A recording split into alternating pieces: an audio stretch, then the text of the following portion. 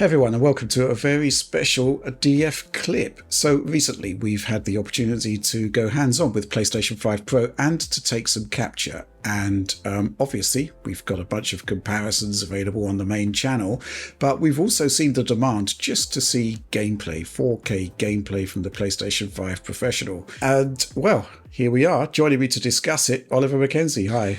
Yes, Rich. I always relish the opportunity to chat about T-Loop. So let's get into it today. Okay, so let's get into it. Brass tacks time. The Last of Us Part 2 on PlayStation 5 Pro, if you saw our original coverage, really simple here. It basically retains the modes from the existing PlayStation 5 version of the game, and it adds a Pro mode, which is similar to the performance mode, 1440p base resolution. However, the upscaling is carried out using PSSR, which is Sony's machine learning based upscaler that it's developed for PS5 Pro. And Oliver, this one's quite interesting because essentially it's almost like, well, a sort of demonstration of PSSR as opposed to like a fully fledged PS5 Pro implementation, right? It's pretty basic stuff. Yeah, basically they're taking that 1440p resolution from the base title and they're bringing it to a full 4K final image. It basically resolves very sharply. It looks a lot less blurry than the old 1440p performance mode. A lot of like texture art is resolving much more clearly. A lot of the geometry in the environment is resolving much more clearly. The foliage looks a lot better. In particular, that's one of those areas where the original games, like alpha tested foliage, has kind of been revised. I think they might have touched up the art there in some way because it actually looks a lot sharper and much better on the Pro, even at closer range there. And yeah, I mean, you know, the image is a little bit more stable as well. Not hugely more stable there, but it does look a fair bit more stable. I would say in typical play, you do get some of those AI upscale artifacts kind of in the foliage and certain elements, but it's usually less obtrusive than the substantial aliasing they typically replace on the PS5 in performance mode. So I think it looks pretty good, and there are some other elements to it, like the hair looks quite nice. The screen space reflections look pretty good as well. So overall, like especially relative to that performance mode, I think it's a very effective upgrade. And I think that in general, like it's providing a very effective 4K image for people to enjoy on a 4K television set, and it holds up, I think, quite well in my review there. Okay, so let's go behind the scenes here because you did the edit for our video on the main channel, but I obviously did the capture because I was invited to see The Last of Us Part 2 in London, and you're several thousand miles away, so you couldn't commit to that particular journey. No, now, I'm going to talk about the stuff that you actually... you gave me a laundry list of things that you wanted me to capture. And it was essentially tests to see how TAA, the original PlayStation 5 version, scaled to PlayStation 5 Pro using PSSR. So you gave me like a list of various cutscenes from the chapter select from the final game, from the completed game rather, which is something that we had on the test kit at Sony. And then the plan was that we would get some encounters footage, which I guess the lion's share of it will hopefully be in this particular video. Yeah, I mean, I'm kind of curious how you chose those tests. Yeah, I mean, basically my goal was just to get something that was quite replicable. In retrospect, perhaps I should have done a couple more ambitious shots with maybe a little bit more complex movement. Although I think actually in this case that PSSR handles complex movement quite well, so that isn't like maybe less of a priority in this particular case. But yeah, I basically just got a ton of test shots. I tried to pick stuff that would show off different aspects of the rendering. Like I picked a couple that showed off screen space reflections. I picked a couple that showed off like more distant detail, a lot that showed off foliage. You know, I just tried to pick a reasonably varied number of those shots. And I covered this game back in January, although I did the edit and the work on it in December of last year. So I was pretty used to what to look out for there. One thing that did stick out to me when I was looking at it, and one thing that does still kind of stick out to me, although it's not too bad of an issue. It's just with PSSR, like, you tend to see a bit of temporal instability sometimes when you're moving forward through a scene, like when you have detail on screen that you're perceiving over Right. time, right? Not just Yes. like the kind of classic problems with a technique like FSR would be like swing a hammer or something, and then it's just a massive disocclusion fizzle, right? That's not typically the issue with PSSR.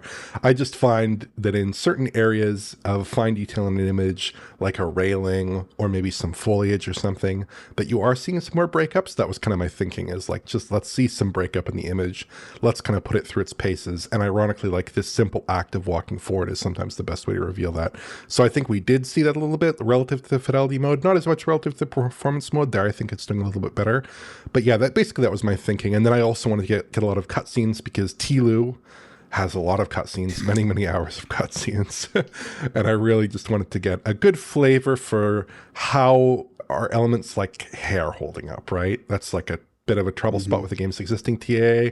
And lo and behold, PSSR is doing a pretty good job with hair, right? And it's doing a pretty good job with screen space reflections, doing a pretty good job with some of these kind of pain points in the old TAA, which I would say is like not a perfect TAA. Again, it doesn't have an upsampling component like we're used to seeing in a lot of games nowadays. It also doesn't have a dynamic resolution component. Like, it's very old-fashioned in some of those respects. I don't know if Naughty Dog will be pursuing a different approach in their upcoming titles. Yeah, that was basically my thinking behind it, to try to put the technique through its paces. The important thing here was, like, it's a lot of stuff, easy to replicate, easy to do in a video, and I think it showed off the strengths and possibly some of the challenges related to PSSR. I think it showed them off fairly well. Yeah, it's interesting stuff. I mean, and then we've got the encounters footage there, which I guess was, well, we needed B-roll. And B-roll, typically the most exciting B-roll is combat stuff. So, basically I went through this massive list. I mean, you actually made me a video for me to sort of copy game on PlayStation 5 Pro. And then it's like, well, we've got a lot of cutscenes here, and we've got a lot of walking forward, which is classic digital crowd v comparison fodder. But we actually needed to show the game, and we wanted to get some pretty dynamic footage here, which is then we chose the encounters. Now, I'm not a T-Loop 2 veteran like you are, so it is pretty much lowest difficulty level. All of the auto aims ramped up to the max. But it should do a pretty good job of showing you how the game looks, in motion and in sort of more, dare I say, exciting content.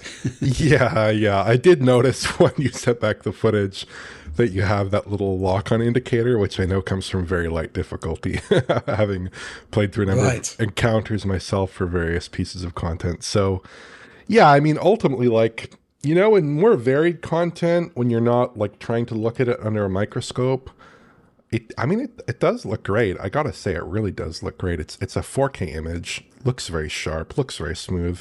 There's no version of T-Loop 2 on PCs. This is the best you're gonna get for now, at least, until hopefully the inevitable PC port arrives. But yeah, I mean, it looks great, runs awesome. I mean, this is just like a straight 60 FPS line through all the content. Except for, like, I guess cutscenes here, where you get like a 1 frame drop on camera cuts, which is like typical of Naughty Dog titles. They presumably are holding a frame, I think, for AA purposes.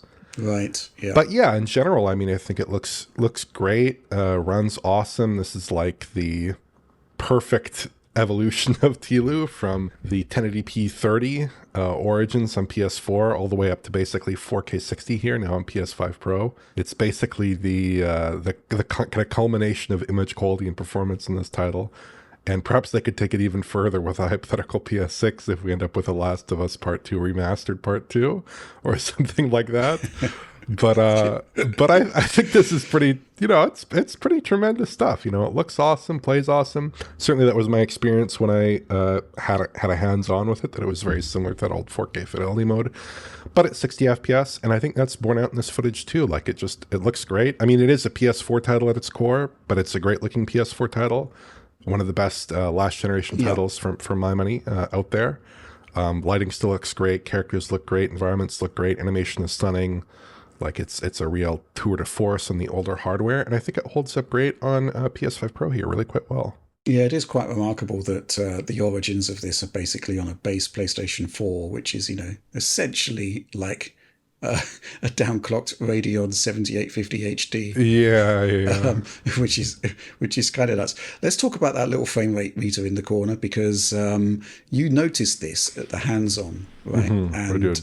it does seem to be some sort of development tool just to give Digital Foundry style metrics while you're actually playing a game, possibly for QA purposes. They seem to leave it on there. There's no reason why they couldn't have turned it off. I actually saw a variant of this, which seemed to be.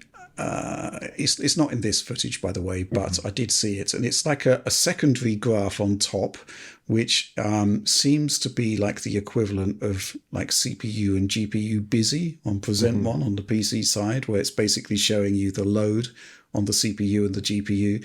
But what we've got here is just effectively a frame rate graph. But in this case, it's not totally accurate because, as you said, there are dips in the frame rate just from holding a frame on camera cutscenes.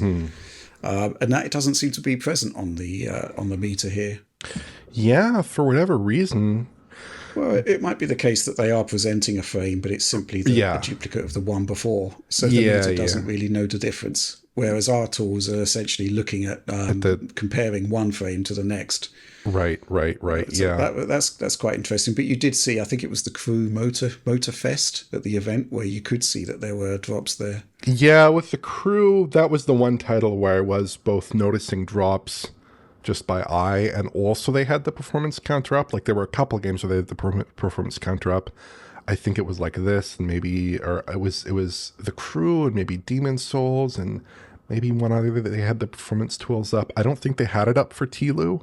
The first time I really noticed it was with the Crew, where it was dropping like a frame or two as they were driving through the scene. Nothing too bad, and obviously this is maybe not the fairest thing to gripe about because this is pre-release software, so you have to be accepting of some level of need for improvement in certain areas, perhaps. But outside of that, I think that in general, like I scanned through the footage, give it a healthy look here, and obviously looking at it by eye, it's basically a straight 60 FPS all the way through, which is sort of what you'd expect because it's basically a 1440p internal resolution. The post-processing resolution is variable. Like I think the motion blur is full res, depth of field is 1080p, so half res in each axis there. The post-processing numbers that I got were the same as they were in the fidelity mode. So it's not all beat down at full res, but like the old performance mode was 720p depth of field, now it's 1080p, which is the same as the fidelity mode. Plus PSSR, which I think we know has about a 2 millisecond cost. It's supposed to have about a 2 millisecond cost to 4K. It's not a gigantic increase in rendering load relative to PS5. CPU side should be totally fine here. Although I did speak actually with a developer at Naughty Dog, and he said the reason why they didn't try to go for a higher frame rate here, possibly push that internal resolution down to like 1080p or something, is because he said they didn't have the CPU time to do like a full 120 or a very high frame rate mode here. So I thought that was interesting.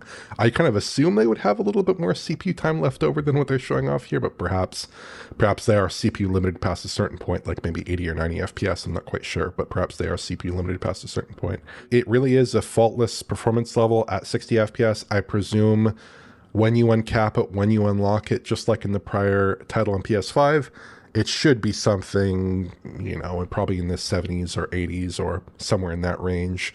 If you do want to unlock it, which is sort of like you get additional fluidity, a little bit better input response at the cost of like slightly variable performance, although you don't really notice it that much with VR, so perhaps it's a good decision. It depends it's on the VR person. only, isn't it? It is VR only. And then of course, I think those old modes should still be accessible, and I'd presume there you would get a higher performance level relative to that base console. So if you did want to see just how fast this game can truly run, perhaps that 1440p performance mode, maybe you could push that up to a substantially higher frame rate, who knows. But yeah, that's basically the lay of the land at the moment. 60 FPS and PS5 Pro.